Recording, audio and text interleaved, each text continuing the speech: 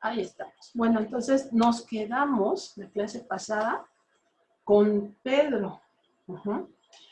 Con Pedro. Ya vimos Pablo, ya vimos sus características de Pablo. Entonces ya en el capítulo 11, versículo 26, ahí vamos a encontrar que en Antioquía los discípulos fueron llamados por primera vez cristianos. Eso es muy importante. ¿Sí? Eso es muy importante que ustedes, fíjense, no fue en la Meca, en Jerusalén, no fue afuera de Jerusalén, donde ellos fueron reconocidos cristianos. La cruz, y también les voy a preparar ese tema, de en qué momento se utiliza la cruz como un símbolo cristiano. En una primera instancia fue el pez, y en un segundo momento ya fue la cruz. Ya como breviario cultural en una clase se los voy a preparar, y claro que sí se los expongo, como para que ustedes sepan todavía un poquito más. Bueno, entonces, estamos en Antioquía, ahí está Pablo y Bernabé, en Antioquía, y es donde nos llaman por primera vez cristianos. Ahora vamos al capítulo 12, versículo 1. Y dice, por aquel tiempo, el rey Herodes emprendió una persecución contra algunos miembros de la iglesia. Ya nos dicen iglesia. Fíjense cómo vamos caminando. ¿Cómo vamos caminando? Ajá, ya no somos los del camino. Ya no somos los discípulos. Ya somos iglesia. Y es lo que decía Pati, ¿no? que va aumentando, o él, no me acuerdo cuál de las dos, que va aumentando, ¿no? La cantidad de personas. Entonces, el nombramiento pues va a ser diferente, ¿no? El adjetivo calificativo. Muy bien. Entonces, el versículo 2. Hizo degollar a Santiago, el hermano de Juan. Acuérdense que tenemos dos Santiagos, ¿no? El hermano de Juan y el de Alfeo, ¿no? Santiago. Tenemos dos Santiagos en los, ¿cómo se llaman? En los discípulos. Entonces, manda degollar al hermano de Juan. Ese fue el que fue a España, ¿no? El hermano de Juan, ¿no? No, aquí, fíjate, Pati, que aquí estamos en el, como que es en el primer año apenas. Ah, ok.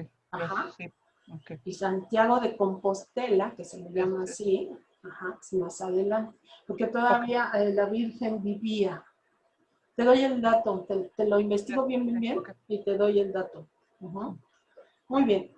Y viendo que esto agradaba a los judíos, hizo arrestar a Pedro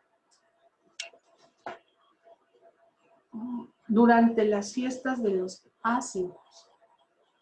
Entonces, ya nos están dando un dato judaico. Ajá. El pan ácimo, la cuaresma.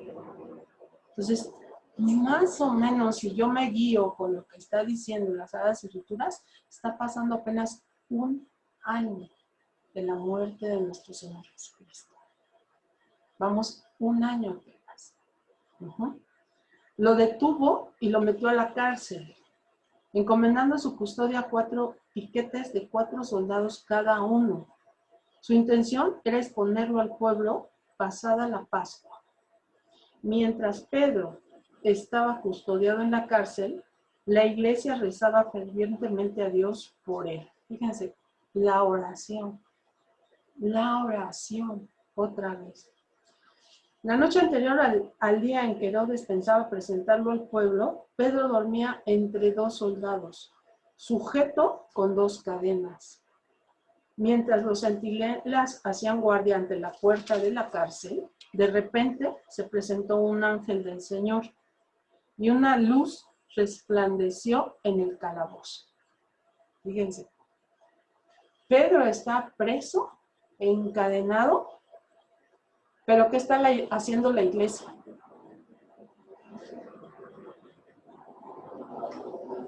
Orando por él, orando, pidiéndole a Dios por él. Y su oración es escuchada. y manda a un ángel para que lo libere. Fíjense el poder de la oración. Con cuánto fervor y con cuánta unión ellos rezaban. Fíjense nada más, ¿no? El ángel tocó a Pedro en el costado, lo despertó y le dijo, levántate rápido. Se le cayeron las cadenas de las manos y el ángel le dijo, ponte el cinturón y cálzate las sandalias. Así lo hizo. Luego añadió, cúbrete con el manto y sígueme. Voy a hacer un alto aquí. Ponte el cinturón y cálzate las sandalias. ¿Qué le quiere decir el ángel? Que recupere su dignidad. Eso es, porque le habían quitado su dignidad. A los judíos, sí, por ejemplo, a Jesús que lo crucificaron desnudo, es quitarle toda su dignidad del ser humano.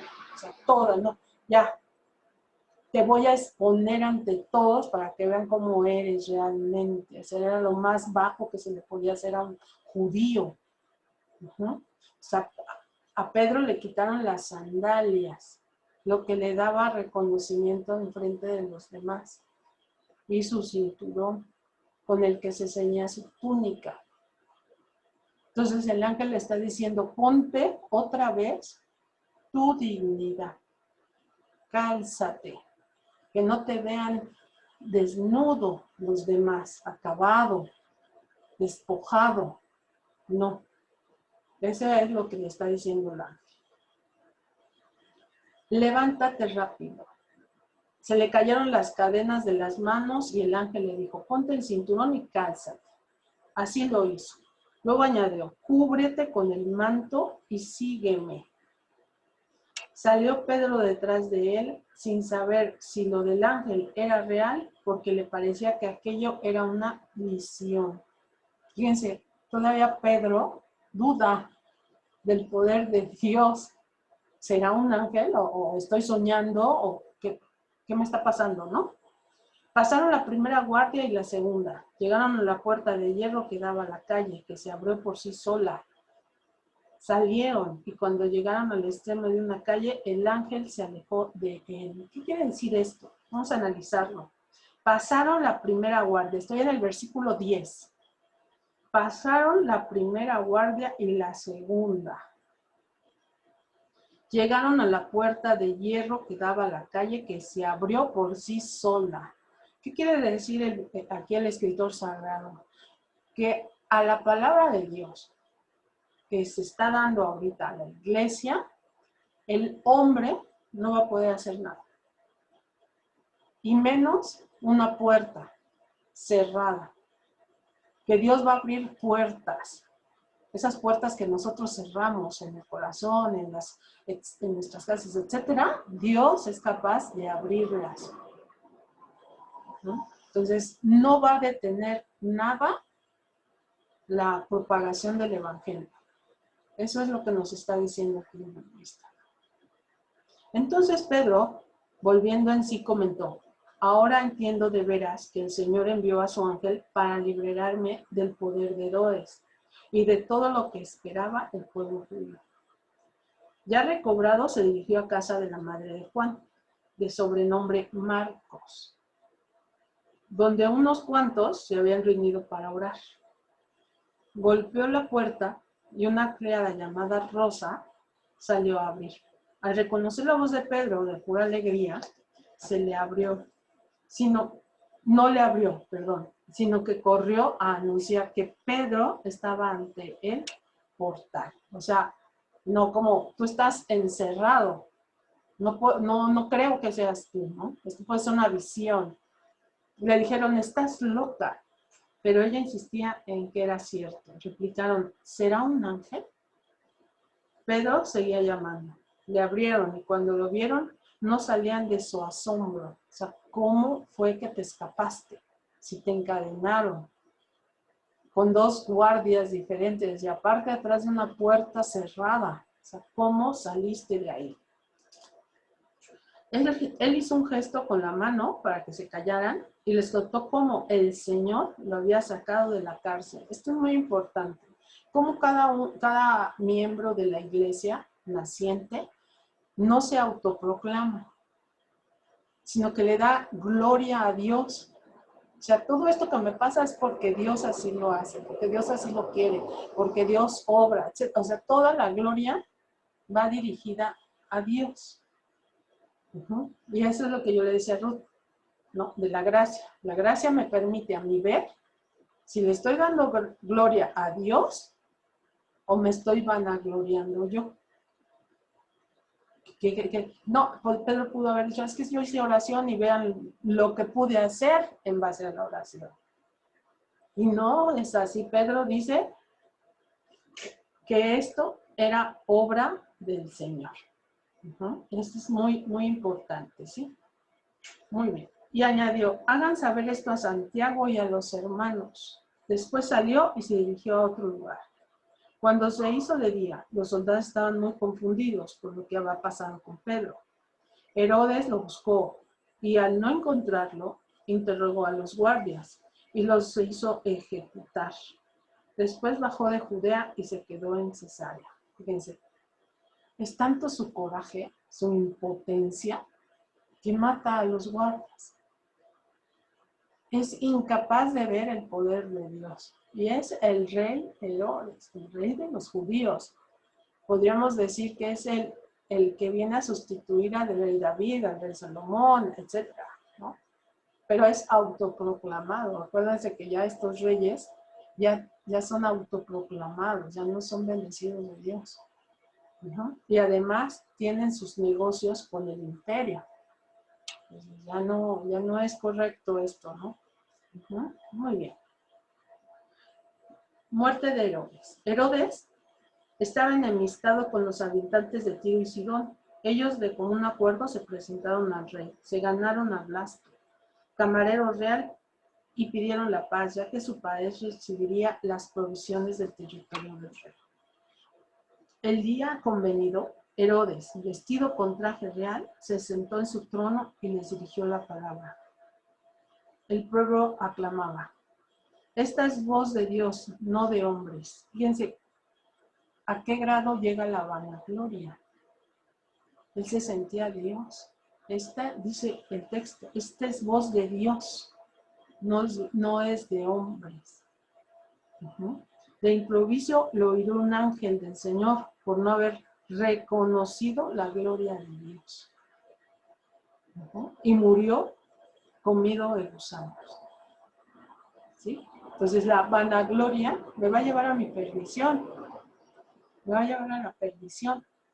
Pero si yo le doy gloria a Dios, me eleva al grado de una santidad con la gracia de Dios, si es que Dios así lo desea, ¿no? Y mi ofrenda a Dios me parece justa y agradable. Muy bien. La palabra de Dios crecía y se difundía. Bernabé y Saulo acababa su misión. Se volvieron a Jerusalén, llevando consigo a Juan, de sobrenombre Marcos. ¿Vale? No Juan, el apóstol, de sobrenombre Marcos. Ahora vamos a ver la misión de Pablo y Bernabé. En la iglesia de Antioquía había algunos profetas y doctores. Bernabé, Simeón el Negro, Lucio el Cirineo, Manahén, que se había criado con el tetrarca Herodes, y Saulo. Un día, mientras celebraban el culto del Señor y ayunaban, el Espíritu Santo dijo, sepárenme a Bernabé y a Saulo. ¿Vieron lo que vimos en la santidad? Separados para una misión. Por lo tanto, ellos son santos. Separen a Bernabé y a Saulo para la tarea a la que los tengo destinados. Tienen una misión para servir a Dios. Por lo tanto, nos va a separar. Pero vean de qué acción vienen. Vienen de una oración, de una celebración a Dios y a un ayuno. Se vienen de una oración profunda. De una oración profunda, basada en un ayuno y basada en una alabanza a Dios. Esta es una entrega a Dios. Entonces, por eso el Espíritu Santo habla en esas oraciones profundas. Sepárenme a Bernabé y a Saulo para la tarea a la que los tengo destinados. ¿Recuerdan? Anteriormente vimos que Pablo se llena del Espíritu Santo. Bernabé, que es apóstol, se llena del Espíritu Santo en Pentecostés. Entonces, obviamente ellos van llenos del Espíritu Santo para la misión que van a afrontar. No va a ser fácil lo que ellos van a hacer. Van a ir a los gentiles ahorita y también a las sinagogas a demostrarles que Jesús es el Mesías, el esperado. Continúo. Versículo 3. Ayunaron, oraron e imponiéndole las manos los despidieron. Fíjense, todavía más intensa la oración. Ayuno y oración. Así, enviados por el Espíritu Santo, bajaron a Seleucia. A ver, voy a compartir pantalla para que nos vayamos moviendo con el mapa. Miren ustedes, en su pantalla, en su lado izquierdo, está todo de color naranja, lo que le pertenecía al Imperio Romano. Esto es muy importante que lo vean. Este mapa lo pueden buscar en Google, algo así. Mapa del Imperio Romano en tiempos de Jesús, les va a aparecer. ¿Por qué es importante? Porque cuando viene la persecución 70, la destrucción del templo de Jerusalén, imagínense hasta dónde los fueron a corretear. O sea, no nada más fue en Judea, fue en Egipto, en toda esta parte de África, en España, Europa occidental, ¿no? Italia, Asia Menor, etc. Todo esto que era el imperio hasta acá. En algunos mapas también marcan esta parte, esta isla. ¿Sí? Y todo eso fue una persecución masiva a los cristianos. Entonces, imagínense la matanza tan cruel que hubo. Porque no nada más perseguían a los cristianos, también a los judíos. Les fue como en feria. Les fue muy feo a los judíos también, tanto que casi quedaron exterminados. Entonces, para que se den una idea de cómo fue la gran persecución romana hacia los cristianos y los judíos. Muy bien. Bueno, entonces en su lado izquierdo tenemos el mapa del primer viaje misionero de Pablo, que va acompañado de Bernabé. Va acompañado de Bernabé. ¿Por qué? Porque así lo dispuso el Espíritu Santo. Es una misión directa de Dios. Dios Espíritu Santo, ¿no? Sepárame a Bernabé y a Saulo. Así, enviados por el Espíritu Santo, bajaron a Seleucia, dice. ¿Sí? Ellos estaban aquí, en Antioquía, y bajan a Seleucia. ¿Para qué? Porque es el puerto marítimo. Van a tomar un barco. Van a tomar un barco que los va a llevar a Chipre. Entonces, continúo la lectura. De allí navegaron a Chipre. Y llegados a Salamina, aquí al puerto de Salamina, anunciaba la palabra de Dios en las sinagogas judías. Llevaban a Juan como colaborador. Fíjense, entonces va Pedro, Bernabé y Juan. Aquí van los tres van. Toman el barco, llegan acá a Salamina y proclaman la palabra de Dios en las sinagogas, que son los primeros, ¿no? Los contactos que Pablo les va a decir por qué, ¿no? Bueno, atravesando la isla, llegaron a Pafos, aquí, a Pafos, al otro lado de la isla. Llegaron a Pafos, donde encontraron a un mago y falso profeta judío que se llamaba Bar Jesús. Sí, en ese tiempo está plagado de profetas falsos. Por eso se acuerdan que cuando están discutiendo los sumos sacerdotes con el con el fariseo mayor, les dicen, no, déjalos, porque si es de Dios, no lo vas a poder parar. Pero si es de los hombres, esto se va a acabar. Y así ahorita está este señor Bar Jesús, fíjense cómo se llama, Bar Jesús. Bar, hijo de Jesús. Un señor que se llama Jesús, Bar Jesús. Estaba en el séquito del gobernador Sergio Pablo, hombre inteligente que había llamado a Bernabé y Saulo porque deseaba escuchar la palabra de Dios.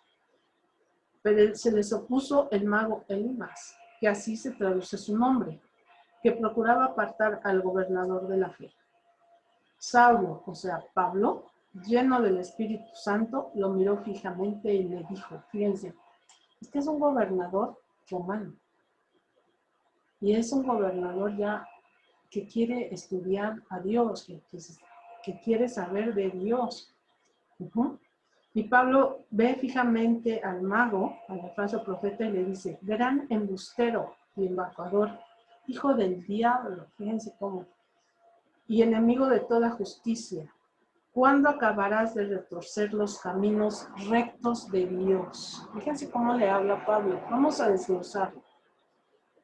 Gran embustero y embaucador, hijo del diablo. ¿Qué significa diablo? El que divide, el que separa, el que engaña. Por eso le llama a él embustero y embaucador. O sea, estás engañando y eres tramposo, ¿sí? Como un buen hijo del diablo.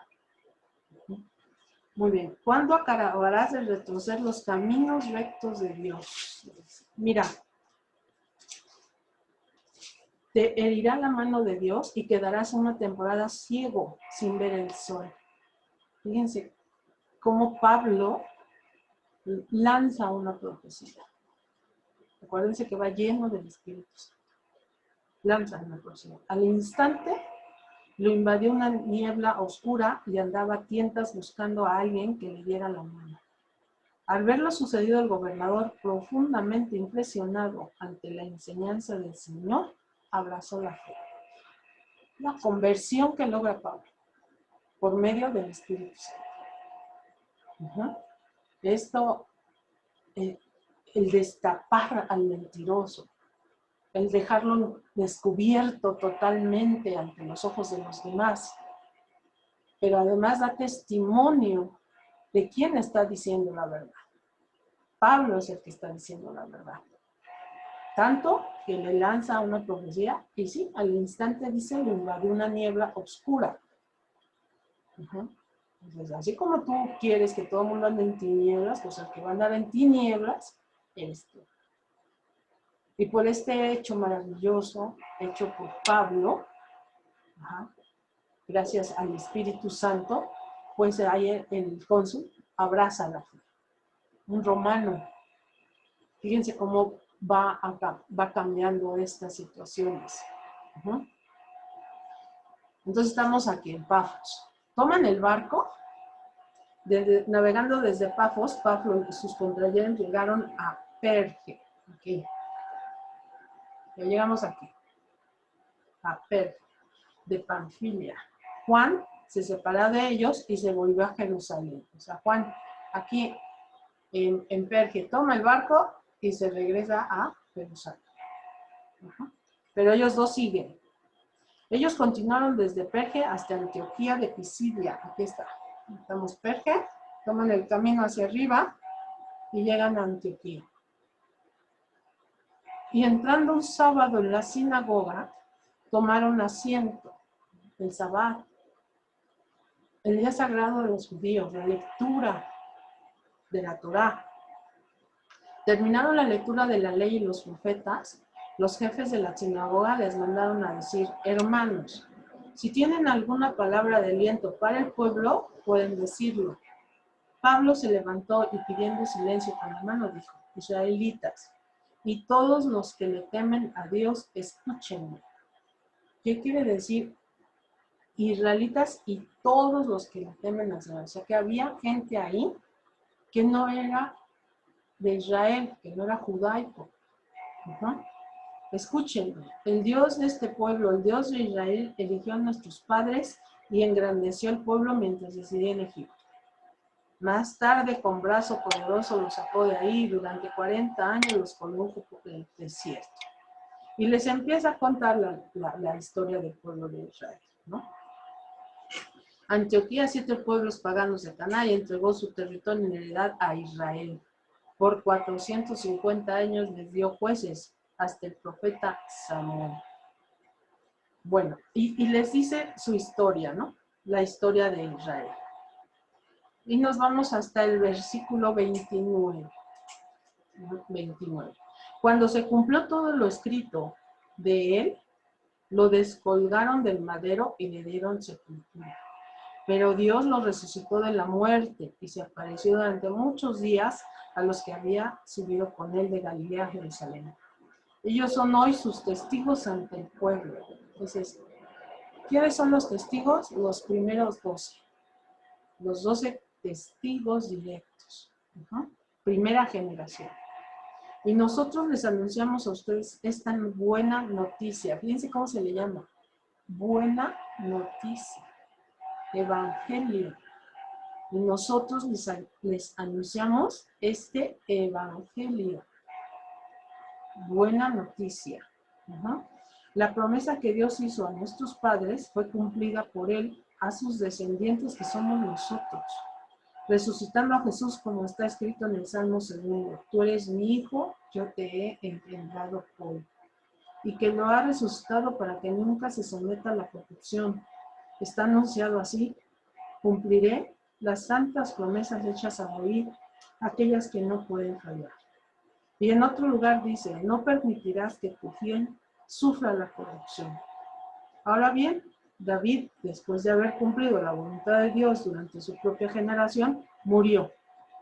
Fue sepultado y sufrió la corrupción. En cambio, el que Dios resucitó no sufrió la corrupción. ¿Qué quiere decir que no sufrió la corrupción? Pues que está puro. Es una persona pura. Y cuando lo purifica Dios es santo de Dios. Por eso lo bien lo dice aquí Pablo, ¿no? Tengan cuidado que no les suceda lo anunciado por los profetas. Ustedes, los que desprecian, llénense de estupor y ocúltense, porque en estos días voy a revisar algo que si alguien lo contara no lo podría creer. Cuando salieron, les rogaban que siguieran exponiendo el tema el sábado siguiente. Al disolverse la asamblea, muchos judíos y prosélitos devotos acompañaron a Pablo y Bernabé, quienes les hablaban e invitaban a mantenerse en el favor de Dios. El sábado siguiente, casi toda la población se congregó para escuchar la palabra de Dios. Pero los judíos, al ver la multitud, se llenaron de envidia y contradecían con insultos las palabras de Pablo. Entonces Pablo y Bernabé hablaron con toda franqueza. A ustedes debíamos anunciar en primer lugar la palabra de Dios, pero ya que la rechazan y no se consideran dignos de la vida eterna, nos dirigiremos a los paganos. Fíjense. Y empieza el anuncio del evangelio a la iglesia pagana. Primero son ustedes. Si ustedes no quieren, nos vamos con los paganos. Así nos lo ha ordenado el Señor. Te hago luz de las naciones para que mi salvación alcance hasta el confín de la tierra. Los paganos, al oírlo, se alegraron. Fíjense, ellos reciben el evangelio con alegría, con gozo, glorificando la palabra de Dios, y los que estaban destinados a la vida eterna abrazaron la fe. Y así la palabra de Dios se difundió por toda la región.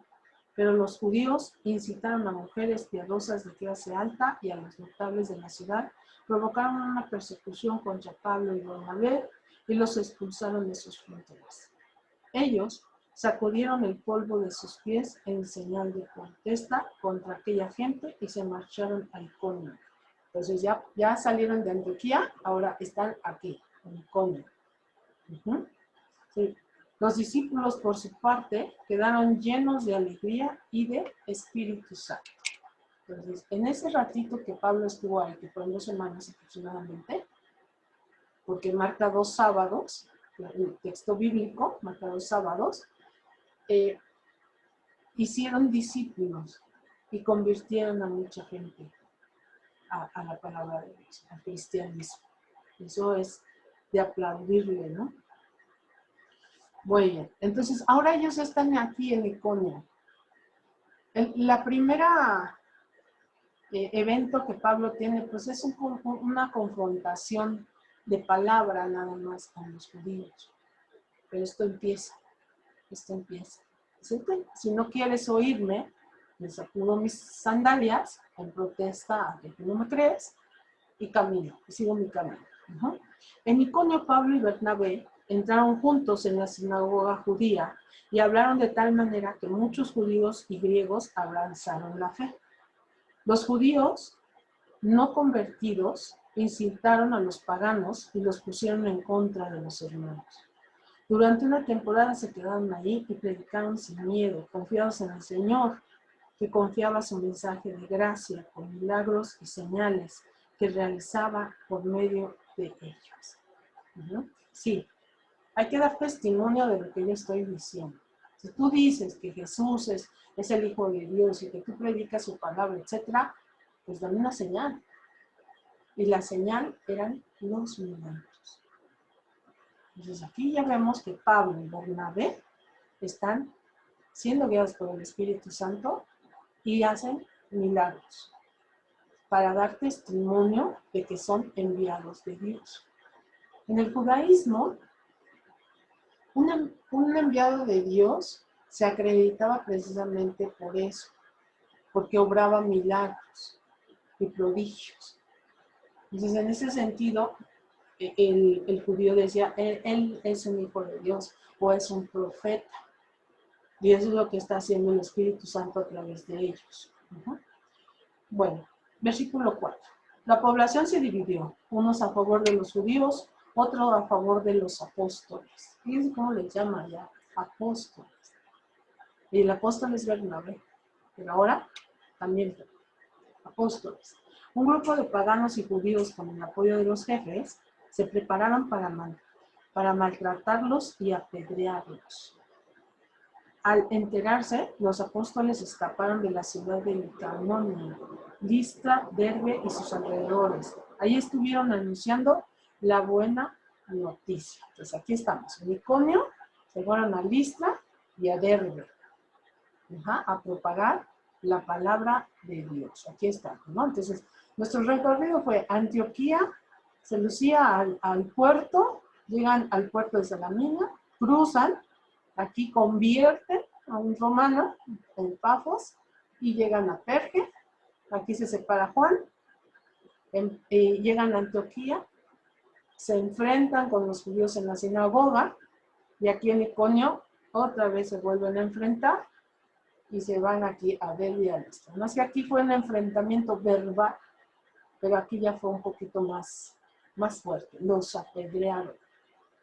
Antes no los lapidaron, ¿no? Nada más los apedrearon por lo que estaban diciendo, ¿no? Pero va subiendo, va subiendo. Ahora están aquí, en Listra. Aquí en Listra. Había en Listra un hombre que tenía los pies paralizados, inválido de nacimiento, que nunca había caminado. Escuchaba sentado lo que Pablo decía. Fijó en él la mirada y viendo que tenía fe para salvarse, le dijo en voz alta, ponte derecho sobre los pies. Él dio un salto y se puso a caminar. Al ver lo que había hecho Pablo, la gente empezó a gritar en lengua liconia. Dioses en figura de hombres han bajado hasta nosotros. Fíjense, sí, aquí estamos en un pueblo politeísta. Entonces hay que convertir a estos pueblos. Estos pueblos que le daban culto pagano a los dioses, ofrendas. Hay unos dioses que las ofrendas eran humanas, niños y otros animales, diferentes dioses. Entonces, ahora aquí, estos de Iconio, pues empiezan a gritar, han bajado, dice, unos dioses. Entonces, en Iconio. Unos dioses, dice. Dioses en figura de hombres. A Bernabé lo llamaban Zeus y a Pablo Hermes, porque era el portavoz. El sacerdote del templo de Zeus, que estaba a la entrada de la ciudad, trajo toros y guirnaldas a las puertas de la ciudad e intentaba ofrecer un sacrificio con la multitud. Fíjense, ya les quieren subir a un lugar que no. Pablo no está propagando una palabra de culto pagana, sino cristiana, ¿no? Al oírlo los apóstoles, Bernabé y Pablo, se regaron los vestidos y se lanzaron hacia la multitud gritando: amigos, ¿qué están haciendo? Nosotros también somos hombres igual que ustedes y les predicamos que deben abandonar los ídolos para convertirse al Dios vivo que hizo el cielo, la tierra, el mar y cuanto contienen. O sea, a ver, ubíquense. Esos dioses no existen. Yo soy un hombre, entonces a mí no me tienen que rendir culto. Al único que le tienen que rendir culto es al Dios verdadero que hizo el cielo, la tierra y el mar y cuanto todo contiene. O sea, todo lo hizo Él. Aunque en otros tiempos Él permitió a los paganos seguir sus caminos, nunca dejó de manifestarse como bienhechor, enviándoles lluvia desde el cielo, buenas cosechas, alimentándolos y teniéndolos contentos. ¿De qué habla este párrafo?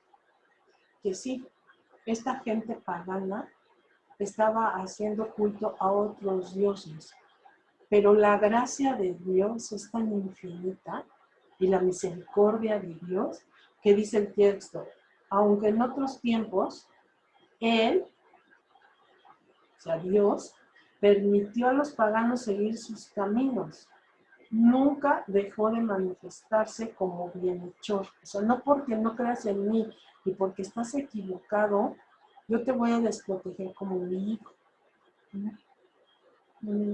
Les mandaba lluvia, les mandaba sol y les proveía cosechas, alimentándolos y teniéndolos contentos. Fíjense cómo es la misericordia de Dios.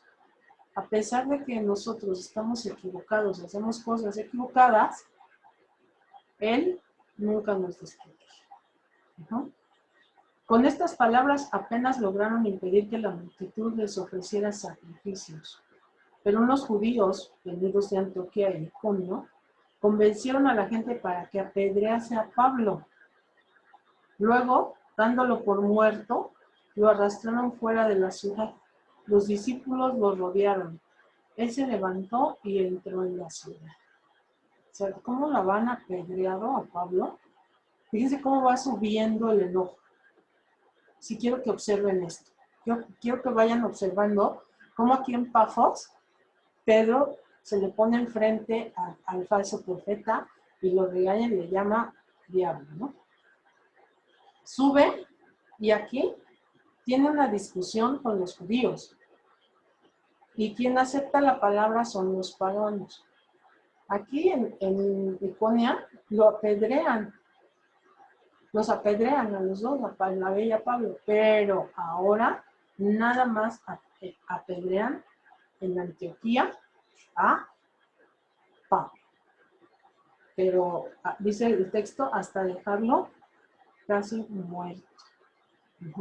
Unos judíos venidos de Antioquía e Iconio, perdónenme ustedes, ellos están aquí en Listra y vienen de Antioquía y de Iconio y los apedrean a Pablo. O sea, cada vez va subiendo más este enojo, cada vez va subiendo más la ira, ¿sí? Del cambio de mentalidad. Luego, dándolos por muestro, lo arrastraron fuera de la ciudad. de vuelta a Antioquía. Entonces ya vienen aquí y se regresan a Antioquía. Al día siguiente salió con Bernabé hacia Derbe. Estamos aquí en Antioquía y ahora vamos a bajar a Derbe. Después de anunciar la buena noticia en aquella ciudad y de ganar bastantes discípulos, se volvieron a Listra. Aquí ganan discípulos y se regresan a Listra. Iconio y Antioquía. Se van a volver a subir hasta acá.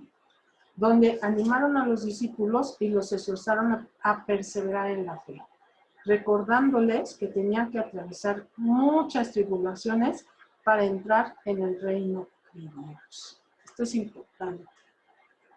El reino de Dios no es fácil.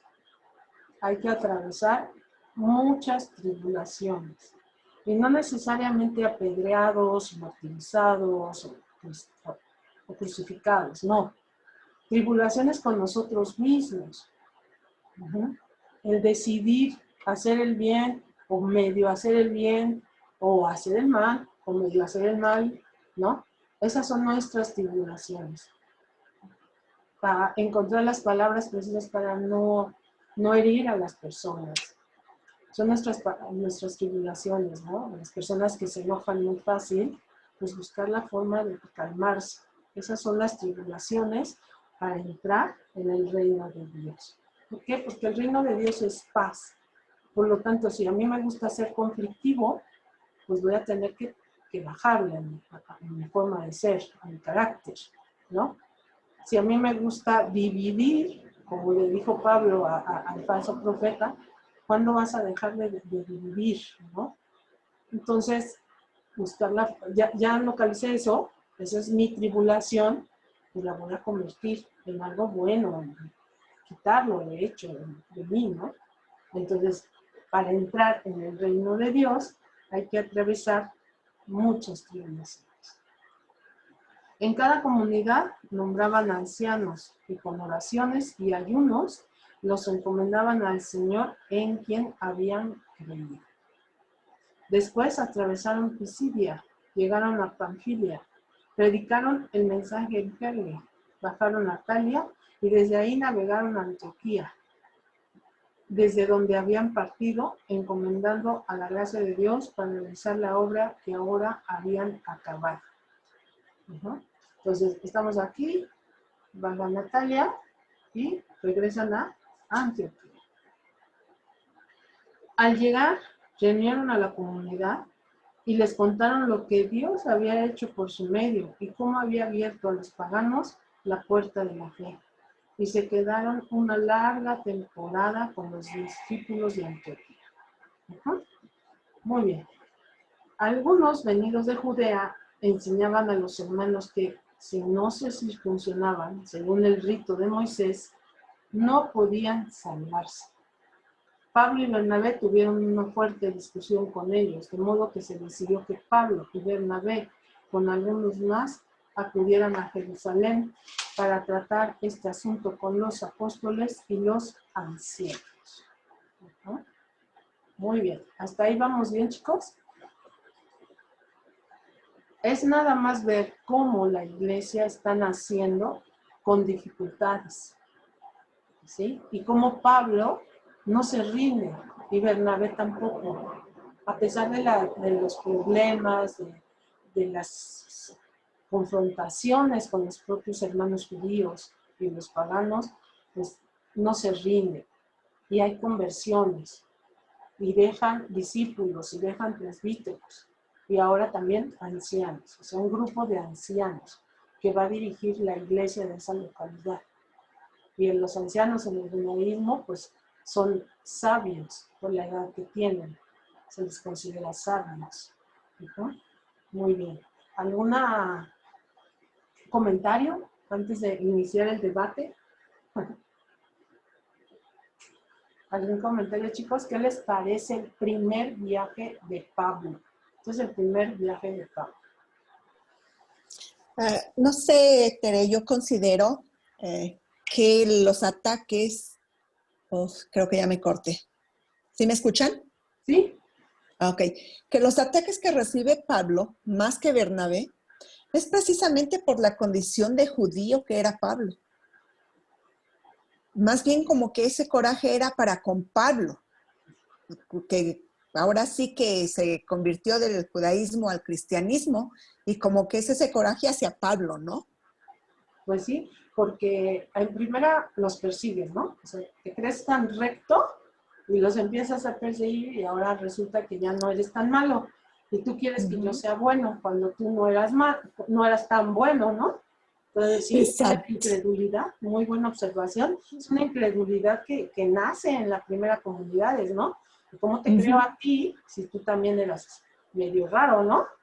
Claro, Claro que claro, sí, sí, muy, sí, muy sí. buena observación, muy bien. ¿Alguien más, chicos? ¿Qué les pareció? ¿Qué sacan de este primer viaje misionero de Pablo y Bernabé? Ojo ahí, ¿eh? Y Bernabé. Y Juan, que también llega a Chipre, ¿no? Juan está ahí en Chipre con el falso profeta. ¿Qué opinan? ¿Qué les deja de enseñanza esto?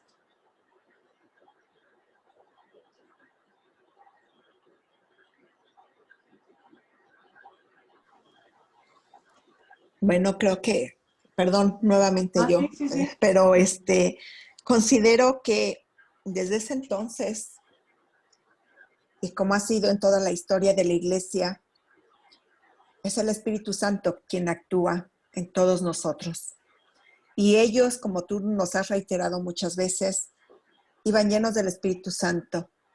El Espíritu Santo fue realmente, digamos que la estrella de la formación de la iglesia.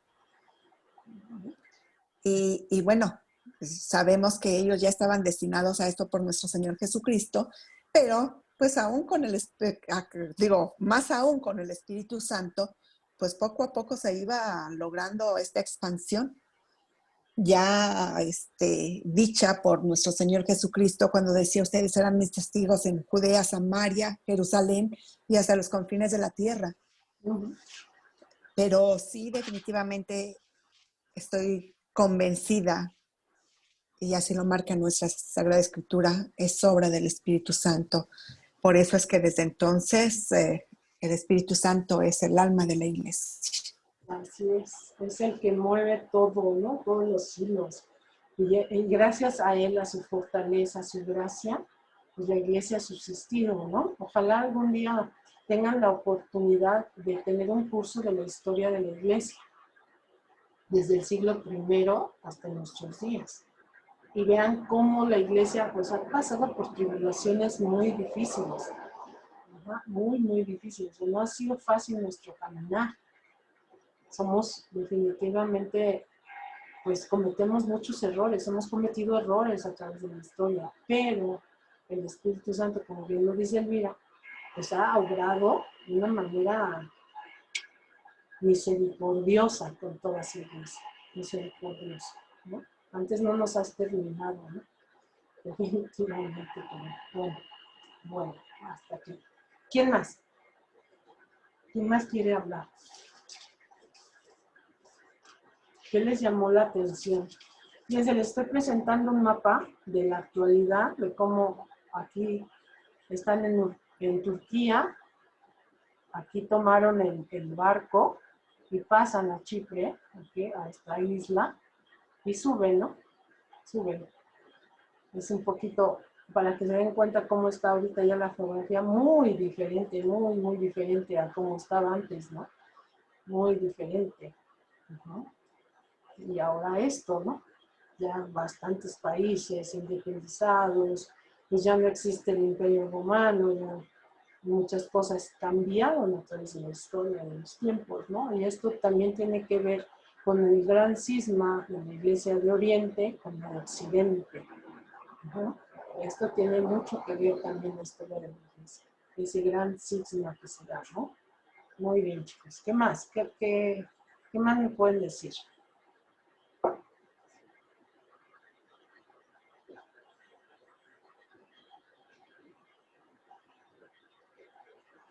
Yo subrayé esto. Te he puesto como luz de los gentiles para que lleves la salvación hasta los confines de la tierra. La salvación. ¿Y cómo lleva la salvación, Pablo, perdón? Pues que se conviertan y crean en el único Dios verdadero y en su Hijo Jesucristo, el resucitado. Entonces, lleva la salvación, o sea, lleva el Evangelio, la buena noticia, hasta los confines de la tierra. Y todos los que crean, bautízalos, ¿no? Bautízalos, conviértelos. Es preciso que entremos, como les decía, en el reino de Dios a través de muchas tribulaciones. Muy bien. Pues está dando esta iglesia naciente en un medio no judío, entonces hay muchos no circuncisos, no circuncionados, ¿no?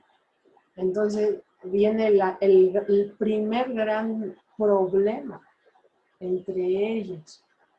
A ver, ¿nos vamos a circuncionar o no? Y unos dicen, no, pues que sí, ¿no? Sí. Pero ¿ustedes qué opinan? ¿Sí o no? ¿Por qué? Les decía yo en el chat, ¿no? Susténtenmelo con lo que ya vimos, con lo que ya hemos estado leyendo. A ver, no por esto, porque le dijo Dios esto, o Jesús dijo esto, o etcétera, ¿no? ¿Sí o no? ¿Por qué?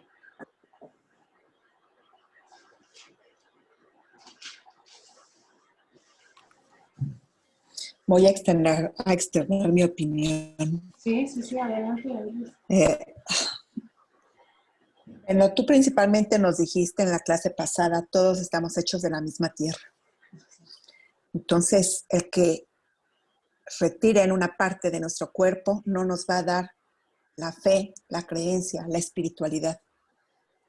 Es el Espíritu Santo, nuevamente voy con él.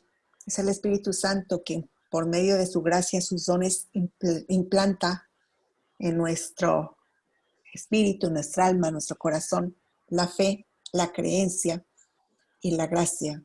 Entonces, una parte física de nuestro cuerpo no, para mí no tiene relevancia. Para mí es mi fe, mi espiritualidad, lo que realmente vale.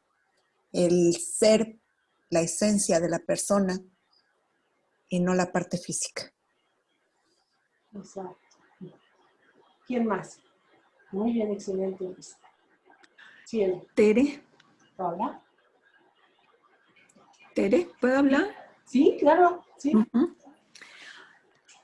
Para mí lo que entendí es que la circuncisión era un pacto que había hecho el Señor con Abraham para reconocer a los que eran de su pueblo, los que eran suyos. Pero al entrar Pedro a hacer la oración en la casa de Cornelio, los judíos que llegan se asombran de ver que hay tanto incircunciso, pero que igual se derramó el Espíritu Santo sobre ellos.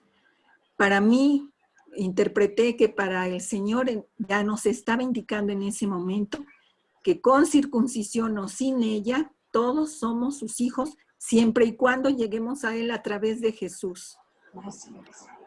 Creyendo en su Hijo, somos de Él. Para mí, por eso no creo que era necesaria ya que se circuncidaran. Ya Jesús, Dios les estaba dando la bienvenida a Él por su fe en Cristo, al derramar el Espíritu Santo sobre ellos. Exacto, y Pedro lo dijo, me encantó las palabras de Pedro. ¿Quién soy yo para oponerme cuando ellos han recibido ya el Espíritu Santo como nosotros? O sea, como Así nosotros. O sea, ya todos somos iguales, ¿no? Desde esa perspectiva de Dios. Muy bien, excelente. Ajá. ¿Quién más? Gracias. Hola, Tere. Sí, Cris. También es lo que está diciendo él, ¿no? Conviértanse y bautícense. Ahora está indicando que sea el bautizo para que sean, para que entren en la comunidad de Cristo. Ya no les está diciendo, hagan la circuncisión y mucho menos. Ya les está indicando que es el bautizo para entrar a la comunidad. Exacto, muy bien, excelente, Cris, muy bien, sí. Ahora es el bautismo, la entrada a la nueva iglesia de Cristo. Exactamente. No Yo, la circuncisión. Excelente. Sí, Gina. Tere, Sí, Gina, la escuchamos. hay un poquito de ruido porque ando en la calle. Yo opino, porque estaba escuchando la clase, yo opino que por eso Juan Bautista dijo, va a venir alguien que los va a bautizar con el Espíritu Santo. No soy yo el Mesías va a venir y va a bautizarlos con el Espíritu Santo. Y yo pienso que todos los apóstoles tuvieron esa dicha, ese honor. Todo lo tenemos siempre y cuando nuestra fe la trabajemos y vamos a tener el Espíritu Santo. Imagínense las maravillas que tenían todos los apóstoles. Al principio no sabían ni qué onda, ni qué patín, no sabían nada, ¿no? Pero cómo lo fueron adquiriendo. Con esas, oye, escuchando al Señor, cómo lo fueron aprendiendo, escuchando y aprendiéndolo a amar, aprendiéndolo a decir, a decir, no volvernos sordos, no volvernos ciegos, no volvernos mudos. Si tenemos todo eso y tenemos nuestro espíritu va a crecer mucho, porque es muy importante siempre escuchar la palabra de Dios. Y todo lo que acabas de decir es una maravilla, un ejemplo de vida que dejaron los apóstoles, una enseñanza que el Señor les enseñó. El Señor mandó a sus discípulos, le dijo, ¿y qué estuvieron haciendo? Estuvieron haciendo iglesia, estuvieron pastoreando como el Señor dio ejemplo de vida, ellos también dieron ejemplo de vida. Todas esas maravillas que hicieron, todo ese pastorear en todo lo que recorrieron, en todo lo que pasaron. Como acabas de decir, nuestra vida no es un caminito derechito y ya nos vamos al cielo. Siempre vamos a encontrar broches, caminos chuecos, baches en nuestros caminos. Ellos también lo encontraron, pero con ese espíritu supieron rebasarlo, supieron seguir en ese camino que el Señor los enseñó, y eso hay que aprender. Todo esto que nos enseñaste es una maravilla en la que hay que seguir nosotros en este camino y también seguir pastoreando, que la iglesia sea más grande de lo que el Señor quiere, porque entonces es un camino que tenemos que aprenderlo. Ya nos dieron la enseñanza, vamos a empezar a pastorear más, vamos a enseñar a lo que poco que hemos aprendido, porque nos falta mucho por aprender, nos falta mucho todavía para amar más al Señor y tener ese espíritu para que salgamos de la cárcel como salió Pedro, y por romper esas cadenas que tenemos y ponernos el cinturón y las chanclas, ponerlas bien. Eso es lo que tenemos que hacer, es un ejemplo de vida. Entonces, nos va a costar trabajo, pero querer es poder, amar al Señor es una cosa divina. ¿Por qué? Porque nos dio un ejemplo divino, ejemplo en vida. Y ellos también nos dieron ejemplo en vida. Entonces, hay que trabajar mucho. Muchas gracias. No, excelente, Gina, bravo, aplausos para usted. Muy bien, nos dieron el ejemplo, pero también piense que nos tenemos que fijar mucho en el acompañamiento del Espíritu Santo que dice vida. Esa fortaleza que tuvieron no era de ellos, era del Espíritu Santo, porque el Espíritu Santo tenía que obrar y obró a través de ellos. Sí sufrieron, sí padecieron, pero dejarnos guiar por el Espíritu, dejarnos envolver por el Espíritu Santo. Excelente, muy bien, perfecto. Y como bien decía Gina, nuestro Señor es el ejemplo de que todos estamos invitados a la mesa del Señor, todos, a su reino, a su iglesia. En los evangelios encontramos varios ejemplos de aceptación de personas excluidas del judaísmo, ¿no? Por parte de las leyes mosaicas, que es lo que estamos debatiendo, ¿no? La ley de Moisés nos marca que nos tenemos que circuncidar, sí o no, porque va. Pero nuestro Señor nos dio ejemplos de que la ley de Moisés se puede transformar en una ley de amor, no una ley rigurosa. ¿Se acuerdan ustedes algún ejemplo que me puedan dar donde nuestro Señor les enseña a los apóstoles a abrirse a esa ley?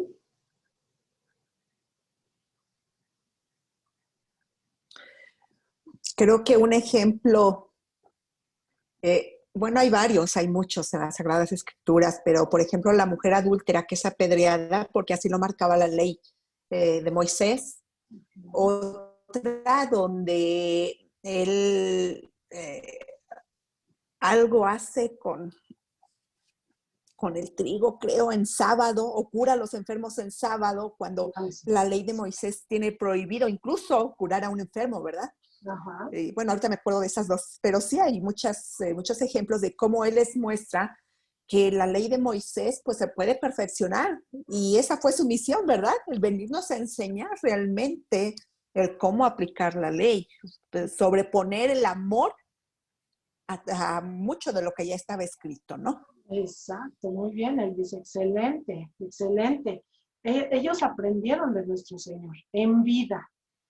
Fueron los testigos oculares en vida de lo que deberían de hacer cuando nuestro Señor ya no estuviera. Muy bien. ¿Alguien más se acuerda de algo que ellos vieron y ahora lo van a aplicar en esta decisión tan fuerte?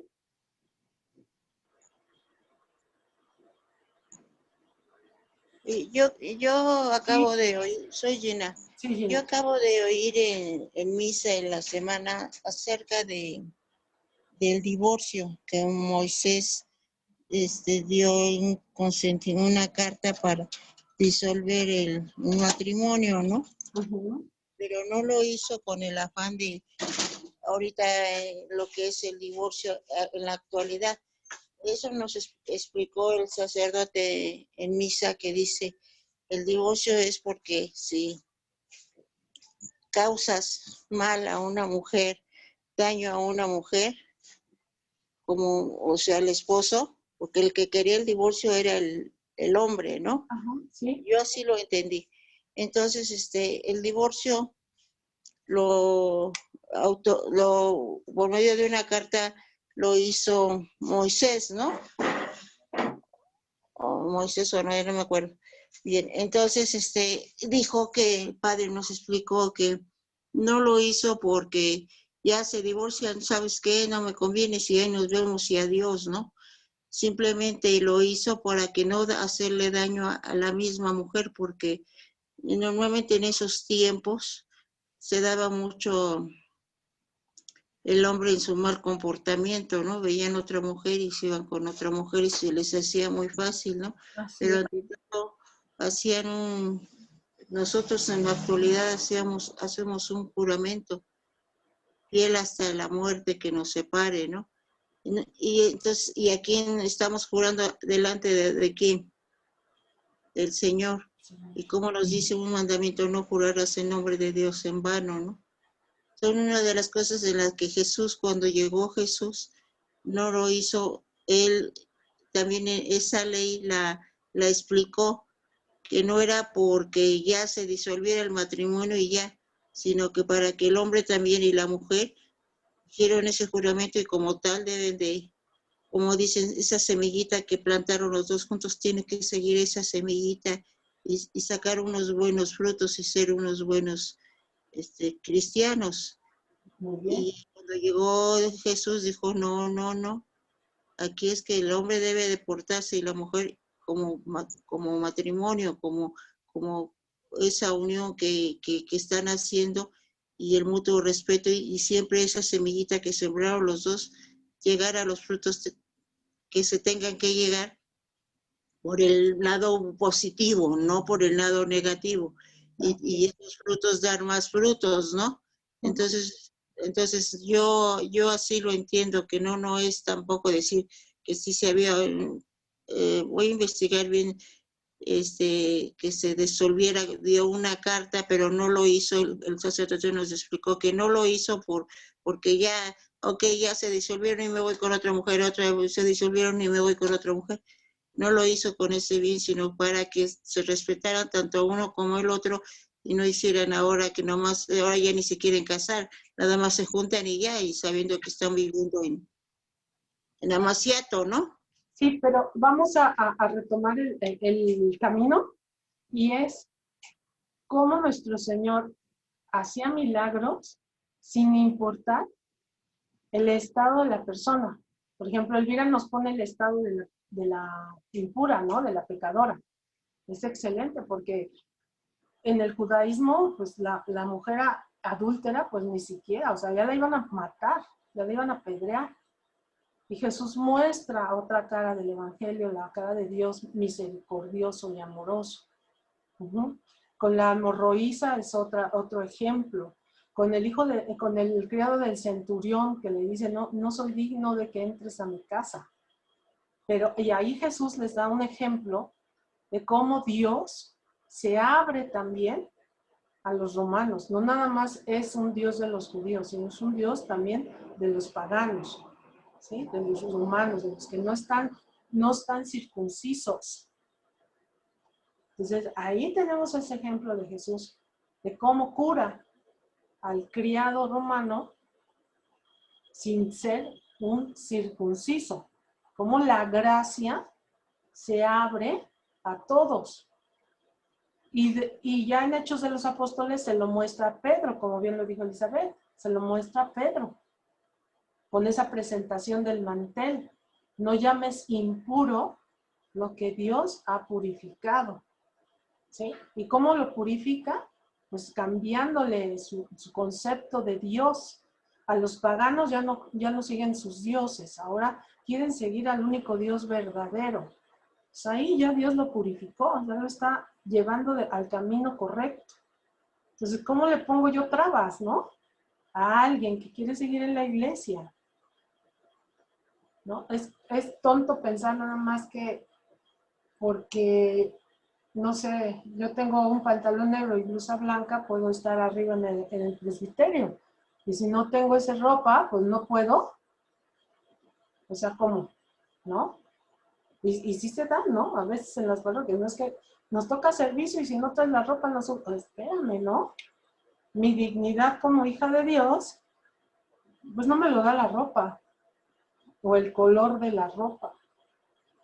Me lo da, como dijo Elvis, mi fe, mi amor, mis obras a Dios. Esa es mi dignidad como hija de Dios o hijo de Dios, ¿no? Muy bien, excelente, ¿no? Ya están en la teología muy bien, muy bien ubicados, excelente. Pues vean, vamos a ver qué dice el texto, ¿no?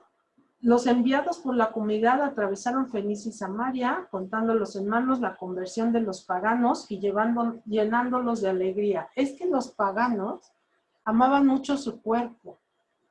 Entonces, yo tengo la costumbre, por decir de alguna manera, ¿no? Yo tengo la costumbre de tatuarme mi cuerpo. Es una identidad que yo tengo como ser humano, individual. Y no por tatuarme mi cuerpo me van a prohibir tomar la Eucaristía o entrar al templo. No, no. Entonces, yo no me acostumbro mutilar mi cuerpo. Vámonos al otro lado, ¿no? A mí no me gusta mutilarme mi cuerpo. Entonces, no por no traer aretes, no soy mujer, ¿no? Y ahora, no por no tener la circuncisión, yo no crea en el único Dios verdadero. Así es como lo van analizando ellos. Como son los paganos menos los griegos que amaban su cuerpo, pues ellos no se mutilaban, no se tatuaban, no nada de eso. Entonces no les pidas a los griegos que se circuncisen, porque no lo van a hacer, va en contra de su cultura, de toda una cultura, y lo que no queremos es mover cultura, sino mover corazones, es diferente. Bueno, estoy en el versículo 4, capítulo 15, ya nos vamos. Llegaron a Jerusalén, fueron recibidos por la comunidad, los apóstoles y los ancianos, y les contaron lo que Dios había hecho por su medio. Estamos hablando de Bernabé y Pablo. Pero algunos de la secta farisea que habían atravesado la fe, se levantaron y dijeron que era necesario circuncidar a los paganos convertidos y obligarlos a observar la ley de Moisés. ¿Qué opinan de estos fariseos, chicos? ¿Qué opinan? Algunos fariseos, dice el texto, que habían abrazado la fe, se levantaron y dijeron que era necesario circuncidar. ¿Qué piensan de ellos? Sí, Liz. En realidad no tenían la fe. Exactamente. Entonces no hemos caminado en la fe. Seguimos señalando, ¿no? Al de al lado, ¿no? ¿Cómo crees que él va a entrar si no es como yo? Y bien lo dijo Jesús, ¿no? En la oración del fariseo con el publicano, ¿no? Te doy gracias, Señor, porque no me hiciste como él, ¿no? Y volvemos a esto, no mutilamos el corazón, no lo quitamos, las viejas enseñanzas, ¿no? Entonces queremos pertenecer a la iglesia, pero imponiendo mis ideas, mis antiguas ideas. Una antigua idea de la actualidad es, por ejemplo, es que los chicos tienen que venir bien vestiditos, de vestidito las niñas y de pantalón, y si quieren traer short, no entran. Digo, hay de short, ¿verdad? También vamos a ponernos de acuerdo en ese sentido. No estoy incitando a un short que no vaya de acuerdo, no, o un escote que no, tampoco. Pero vaya, respetando la edad del joven, ¿no? Y la época actual. Ellos visten muy así como que no me importa, ¿no? El tiempo. Yo sí me siento cómodo, ¿no? Yo sí me siento cómodo. Y luego dicen, es que tengo mucho calor, ¿no? ¿Cómo me haces ir de pantalones? Voy con unas bermudas. Ah, ok, ¿no? Entonces, vamos por ese lado, ¿no? Los apóstoles y los ancianos se reunieron para examinar el asunto. Luego de una agitada discusión, se levantó Pedro y los dijo, hermanos, ustedes saben que desde el principio me eligió Dios entre ustedes para que por mi medio los paganos escucharan la buena noticia y creyeran. Dios, que conoce los corazones, fíjense, los corazones, mostró que los aceptaba dándoles el Espíritu Santo lo mismo que a nosotros. Entonces, ¿qué importa? Nuestro corazón. Y es que el judío cuando habla de corazón, les voy a explicar un poquito. En el judaísmo, el cuerpo humano está dividido según las sensaciones. Entonces Jesús dice, la boca habla lo que el corazón siente o lo que el corazón tiene. Entonces en el judaísmo el corazón es la base de los sentimientos, la base de lo que nosotros pensamos y hacemos en cuanto a nuestras emociones del corazón. Si yo soy una persona bondadosa, voy a hacer obras buenas y lo contrario, ¿no? El antónimo. Entonces, él dice, creyeron en Dios que conoce los corazones. Mostró que los aceptaba dándoles el Espíritu Santo. O sea, su corazón es bueno. No tienen la circuncisión de acuerdo, pero son buenos. No hacen cosas malas. O se quieren apartar de esos ritos malos. O sea, su corazón está cambiando. ¿No? Él no hizo ninguna distinción entre unos y otros y los purificó por medio de la fe. Ahí está lo que dice Elvis. A mí lo que me hace es mi fe y mis obras. ¿Por qué ahora ustedes tientan a Dios imponiendo al cuello de los discípulos un yugo que ni nuestros padres ni nosotros hemos sido capaces de soportar? O sea, sí, eran tantas leyes, tantas normas, que ya ellos también decían, ya es demasiado esto. ¿Sabes qué? No voy al templo. ¿Por qué? Porque te tengo que pagar la purificación, porque te tengo que pagar el cordero, el cambio de la moneda. No, ¿sabes qué? Mejor no voy al templo. Entonces, por eso es lo que dice Pedro, un yugo que ni nuestros padres ni nosotros hemos sido capaces de soportar. Al contrario, nosotros creemos que tanto ellos como nosotros hemos sido salvados por la gracia del Señor Jesús. Y hasta ahí le voy a dejar. Les voy a preparar el tema de la gracia para que ustedes sepan qué es la gracia y podamos seguir caminando. ¿Les parece? O sea, hasta ahí le vamos a dejar capítulo 15, versículo 11 y empezamos con el tema de la gracia para que ustedes entiendan este texto. Cómo nosotros hemos sido salvados por la gracia del Señor Jesús. Se los voy a preparar. Así, claro que sí, con mucho gusto. Si me da tiempo, les preparo perdón, gracia y misericordia, que son tres temas muy diferentes, que van de la mano, sí, pero muy diferentes. Perdón, gracia. ¿Y la justificación, Tere? La justificación. Es que quedamos justificados por medio de la gracia. Claro. Definitivamente. Muy bien, Eli, muy bien. Me quería meter el gol, pero no. Ajá, exacto. Por medio de la gracia. Mira, pues eso lo preparo con